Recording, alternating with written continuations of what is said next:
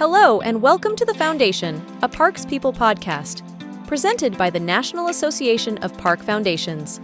And now, your host and Executive Director of the National Association of Park Foundations, Kevin Korenthal. Hello, and welcome back to The Foundation. It's 2025. This is the first episode of the third season of The Foundation, a Parks People podcast. I'm your Executive Director, Kevin Korenthal. Really happy that you were able to join us again this year. And I'm also very excited about my guest today on the podcast, Joe Wynns, who has been an influential part of the NAPF story almost from its beginning. Early in its first couple of years, Joe came on board with the NAPF under the previous executive director, Donald Ortal. Together, the two of them worked to get the organization into a place where, when I came on board, there were a lot of opportunities for growth. And Joe has been my partner throughout this process. He was one of the first people that I communicated with at NAPF, even before I came on board, the hiring process. And it's been a wonderful experience working with him over the last 3 years or so to bring NAPF to what I think he would agree as a spot far from where it was when we both started working together. And, you know, NAPF is doing wonderful things for our member organizations, working from startup with park foundations, helping agencies start these foundations, and growing current park foundations so they have better bandwidth, more ability to raise money, and obviously be able to solve problems in parks and recreation. So I want to go ahead and introduce my guest today. Joe Wynns, how are you, sir? Oh, I'm well, Kevin, and thank you for those kind words. But I have to return those kind words to you also. When I stepped in as the vice board chair under the leadership of Mark Young, and Mark was the one that got it started with the board. When I stepped in, I had a goal of, and that this phrase may sound corny, but I said I wanted to fly the plane higher. I wanted to get it a little higher than where it was. It had already left the tarmacs and it was airborne. But, you know, in that concept, I finally realized in order to fly this plane, you're not a pilot. You know, if you want this plane to fly higher, you have to make sure you have someone with that vision, someone with that passion. You got to have that captain steering this unit. And so you brought that. You became the captain of the vision of flying this plane higher. You came in with so much energy, and you have been able to transform the organization over the years to you can really see and feel the synergy. You know, when I was leaving the end of my term, I saw how the organization was making the shift, how you were dealing basically with membership services, how you were really focusing on the customer. You were turning the organization to a customer-oriented type organization versus just a fundraising organization. Well, I thank you for that. I do. Yeah, I do. you know, and it's really customer focused. You know, it's not about trying to balance the budget. You know, it's about providing customer service, and that's what you have turned it to. So I commend you. You know, you put a lot of, I would say, shoe leather, you know, into this organization, and I can sit back and I watch it. I read some of the emails, some of the conferences, some of the workshops that are coming on board. I look at all those things and I'm saying, wow, you know, it's in good hands. It's like being at all states. It's really in good hands. Well, I appreciate that, sir. Thank you, Joe. But really what I wanted to talk about today was, you know, you've told me your story, and it's an amazing story, and it's one that, you know, I've talked about wanting to get to learn, have the public be able to learn about. So Joe, let's start at the beginning. The beginning began when you were growing up in South Carolina. Tell us about your experiences there, and, you know, we'll get into the rest of the story as we follow. Okay, yeah. I grew up in South Carolina, a little town called Summerville. It was about 13 miles west of Charleston, right on the coast out there. And I grew up in very challenging time. It was the segregated South. You know, I went to a all-black high school, all-black college. You know, so I grew up in that era. And one of the things that the tragic part of that growth was I saw my father was assassinated or killed at the age of 4. It was 1950. And in fact, my daughter now, who was a law student, which shocked me this past Christmas, she went in and did some research and found his whole life history, and she gave me that as a Christmas present. And he was a mechanic, he had his own auto shop because I knew none of my father. I was raised by my mother, which was a domestic worker. And then obviously I was the younger of five. I had four sisters, and I was the only boy, and I was the youngest. So I had five mothers, and they really drilled down in me the value of looking forward and not looking back, and they made sure that tragic situation that occurred in my life, it didn't really position me in life. They kept saying, and so I didn't know for a while even what happened to him. I was only 4 years old, and so from that, we grew up, playing in fields and playing, in the street and playing on dirt roads. We didn't have access to public parks. We just couldn't go to any of that stuff. We made our bats and balls. The basketball had half air in it. We had a rim tack on the tree. So we really created our own synergy. And what that did, in some cases, some may see that, as a deterrent, but, it created creativity. We would decide the only issues we had with creativity is the fact that when we would play other teams, in the area, they would keep moving the bases. So if you're on first base and you're running to second, they just move the second base back, and they say, when am I gonna get to second? And so we would, that, oh, you're out. Just, well, you put second base in right field, so we just had that kind of creativity and synergy. And we never allowed that to position us or keep us in that attitude that this was it,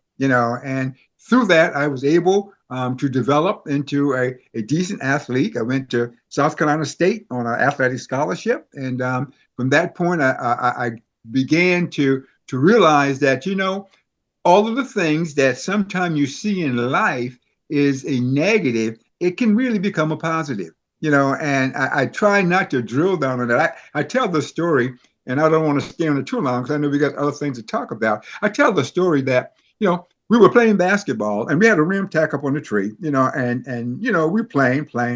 And when we went into high school and we actually saw a backboard and a rim, we couldn't miss. Because I mean, if you can shoot, if you can shoot in a rim tack on a tree, and now you're in a gym and you got a floor, you got nets, you got a rim, it was like, wow, and so even those things that were playing in fields and playing in that type of era, it may have been looked upon as being a negative, but it developed our skills. We became so skillful playing in those oppositions. And like I said, I was a halfway decent student, and my mother drilled in us kindness. She drilled in us respect. I remember every night when she would come in from being that domestic worker, she would sit down and talk to us. What did you do today?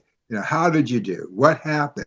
And so that kind of intuition from her is still in me. I don't allow anything that's negative to control which way I go or how I go. So the South was very segregated.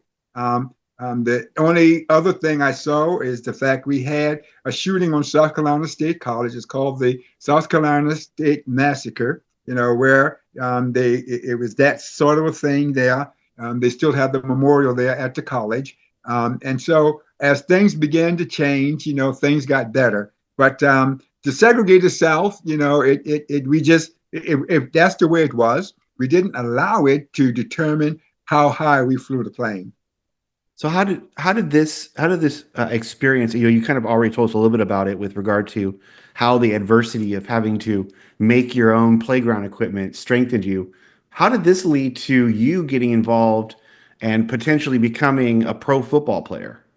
Well, what happened was, it was, like I said, I developed myself and I taught since I didn't have any brothers or sisters, I learned how to catch a football, throwing the football on top of the house and let it roll off and diving and catching it. I got a whipping because my mom thought I was going to knock a hole in the roof, but I was out there. So I developed myself into be an excellent receiver, and by the time I was a junior and high school, I had 8 scholarships, to play football. Had no idea that would lead to that. And then when I went to my senior year, I had to make a choice. So I went to South Carolina State, and I picked a school that was closest home because I was a mom's boy and I wanted to be close to my mother, and so I went to South Carolina State. And at South Carolina State, I developed myself into, the skills continue to develop and they continue to grow, and all of a sudden I was getting letters from Kansas City Chiefs, the Pittsburgh Steelers, the Atlanta Falcons, and I'm saying, what is this? And obviously I got drafted by the Atlanta Falcons in 1968, and they drafted me as a defensive back, and instead of a receiver. And so from that, it was a tough transition, and I was not able to make that transition. And so after the exhibition season, they said, well, we need to send you to a farm program and let you develop. And in the meantime, in that, Indianapolis was developing this football team to go into the Continental Football League. Back then, there was 3 leagues. You had the Continental, you had the AFL, and the NFL, because the NFL and the AFL hadn't merged yet. So they said, why don't you come to Indianapolis, and we would like to have you come. So I came up here, and I worked hard. I made the team, and I said, wow, this was good. It was the most cold. I thought I was in Alaska because it was so cold coming out of South Carolina. So after 68, I went back home, and I said, man, I can't go back up there. It is just too cold. And they said, well, come back one more year. And, so I came back in 69. We won the championship. I had a chance then to go try out for the Chicago Bears. We trained in Rensselaer, Indiana. Gail Sayers and Brian Piccolo was all in camp. Dick Butkus and all of them were there, and I didn't make that team. So that's when I decided maybe football have taken me as far as it's going to take me. And maybe I need to figure out here what I need to do with my life. So I graduated because that's one of the requirements that we had at South Carolina State to graduate. And I took a job there at Shortridge High School. I was teaching science, and I was coaching the junior high football team. And with that, that summer, I said, well, I need a summer job. I just can't lay around. So someone said, well, why don't you look at working in parks this summer? And I said, okay. I said, I don't know that much about it. So I was hired at Riverside Park, working as a playground supervisor.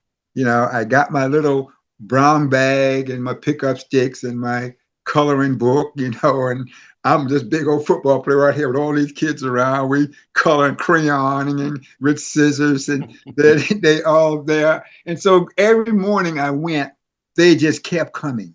The kids kept coming, and I was having like almost 100 kids coming every day. It was Riverside was in the inner city, and they kept coming. And something said, maybe this is where you can make your greatest impact. Maybe the classroom was good, but maybe this is where you can make your greater impact. And I said to myself, I resigned from Shortridge, and I took a full-time job as assistant recreation center director at Riverside Center. And to me, it was one of the best decisions I made besides marrying my wife, Teresa. And from that point on, I realized the importance of parks. Parks was just not a place for fun and games. You could really change neighborhoods. You could change behavior. You can change communities. You can even change politicians. That if you had someone that really had a passion, and from that point on, I kept elevating. I went from the assistant center director, then I became a director of that center. Then I became a regional supervisor, and I became an administrator. And I'm sitting there saying, and all the time, the opportunities to present parks, to be a advocate for parks. I'm talking about what parks can do as far as crime reduction and as far as changing behavior, as far as being a catalyst for communities. I mean, we putting in parks, you can see people begin to clean up their areas, and so I kept moving, and one of the things that I know I may be getting a little far ahead, but one of the things I kept saying to myself, I'm moving in all of these administrations, 5 mayors, and I'm just watching this growth. And Kevin, it was one of the most gratifying and satisfying things, I have done with my life, besides being actively working in my church. But it's been an interesting ride, from growing up in the South, where public parks weren't even thought of you going to eventually ending your career managing a park system. Yeah, so you ended up as the chief officer of a major metropolitan park and recreation agency.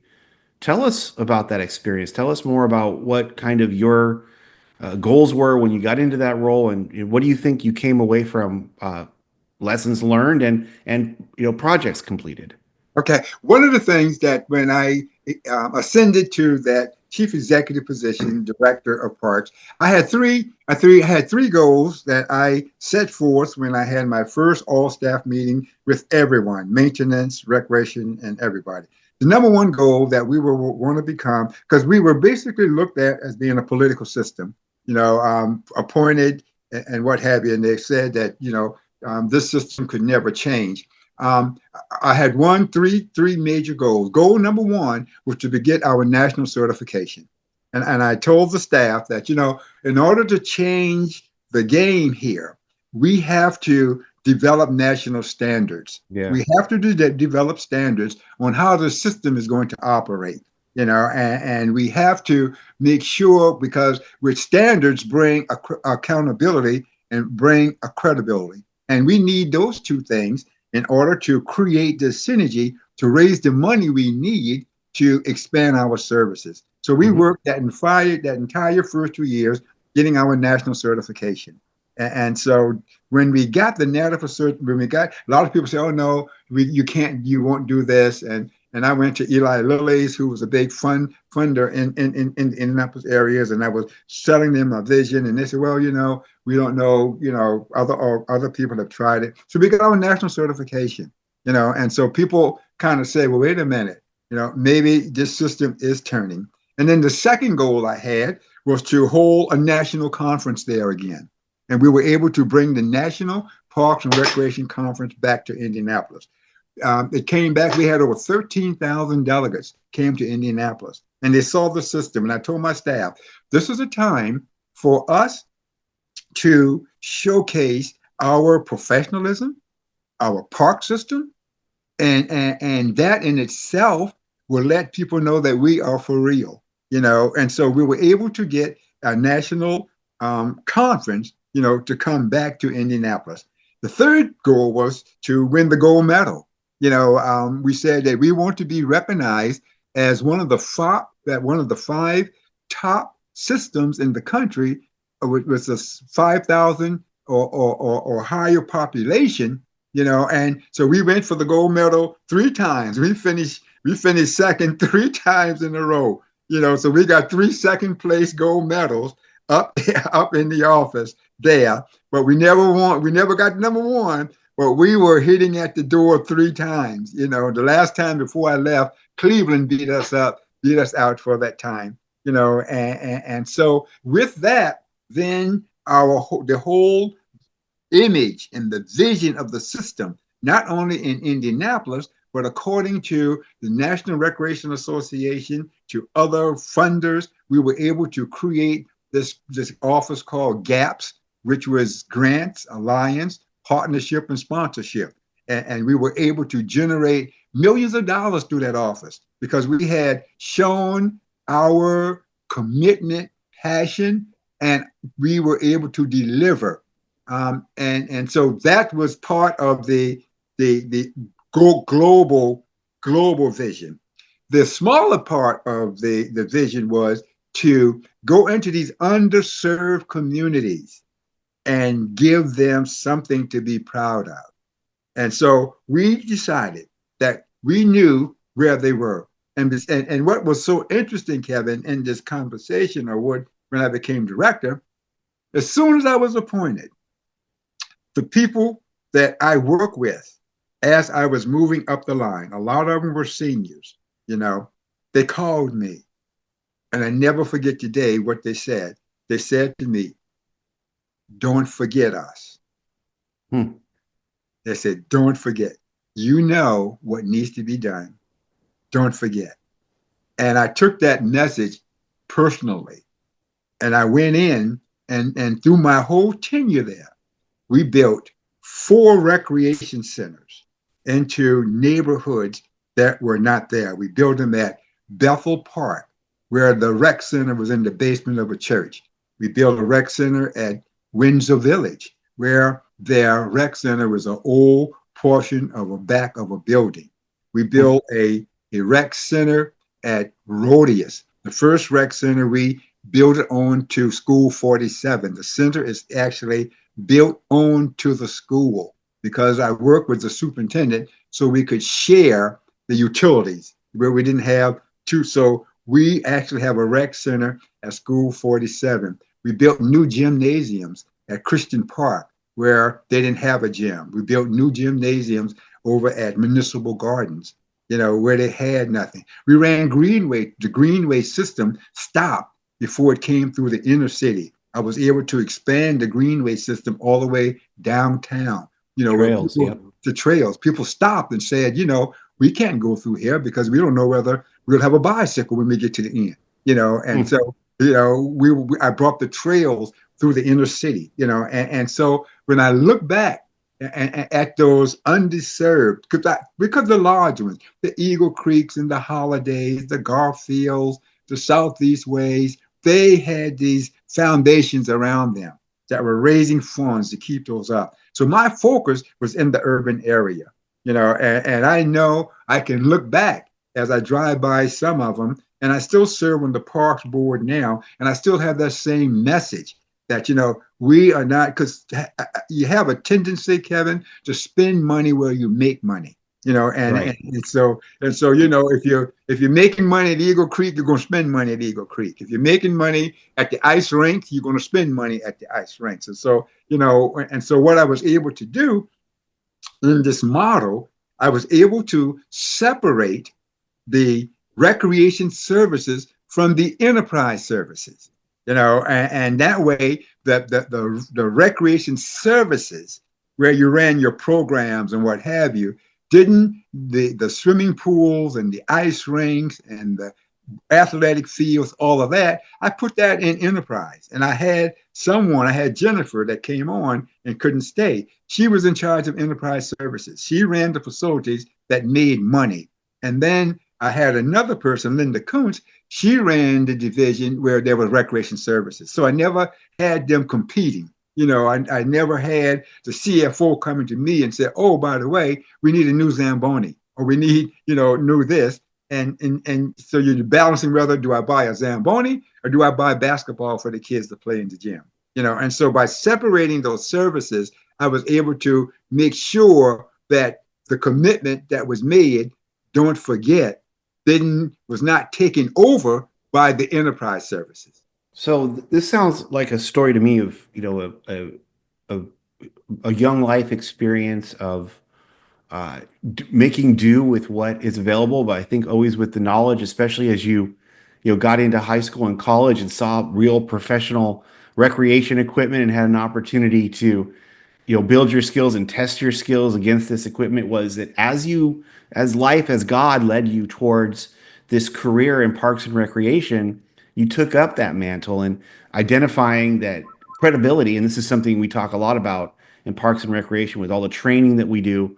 You develop the credibility for your department that allowed you to, and it sounds to me like what the The organization that you started that handled the grants and the philanthropy was an early version of a park foundation, which is, what the NAPF obviously has been invested in over the last almost 10 years now of its existence in helping build that agency foundation relationship. You have served now.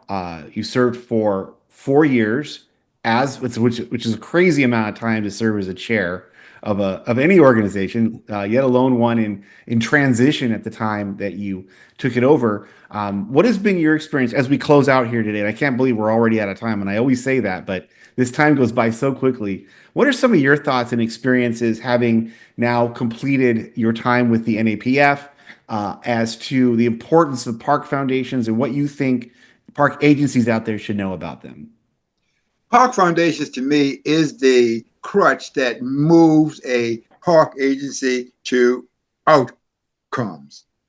And what I'm trying to say with that, Kevin, is the fact that there are certain things that government can't do, no matter how talented they are, or no matter how skilled they are. There's a perception that from the private sector that they are a little more comfortable in releasing their funds and releasing their resources to park foundations, where there's a little more day-to-day accountability versus sending it to the controller's office where there are huge dollars. And so I had Cindy Porteous was my park foundation executive. And we worked, and I cannot believe that a lot of those facilities I talked about, I would pick up the phone and say, hey, Cindy, I have 2 million towards this project. Can you and I go make a call to see whether we can match this? And she would say, yeah, Joe. And we would go in there together, and she would take the lead on making that presentation. I think park directors don't understand how much they can accomplish through the foundation model.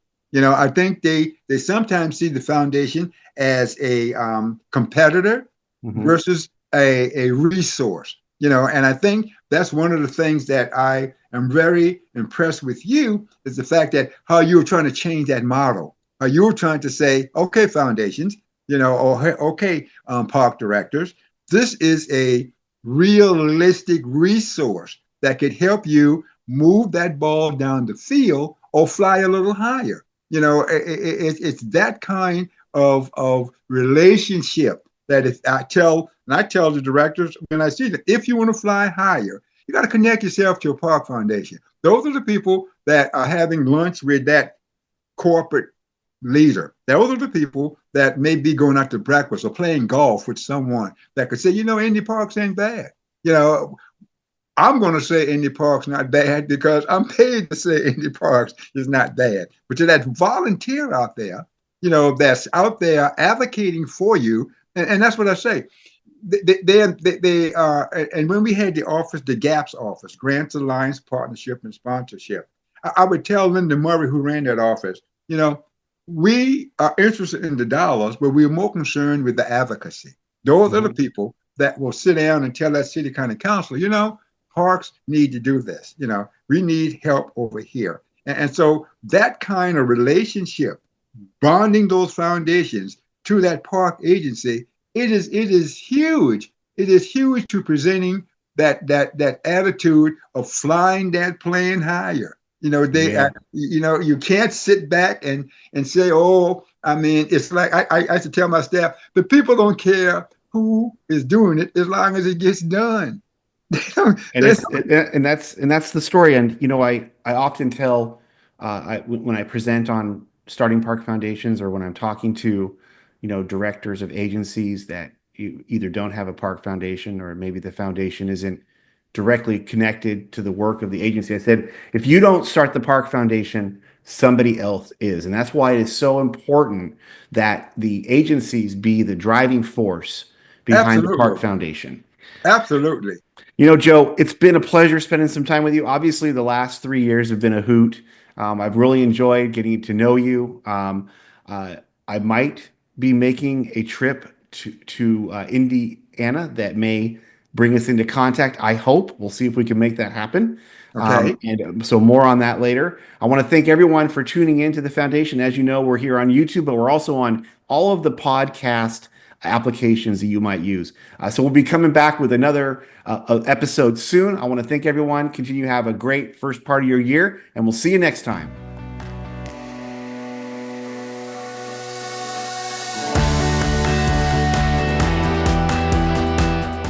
Thanks for tuning into The Foundation, a Parks People podcast. If you like what you heard, subscribe to our YouTube channel at youtube.com/@thenapf to not miss an episode. To help this podcast grow, please like, comment, and share with your friends. Have a great day.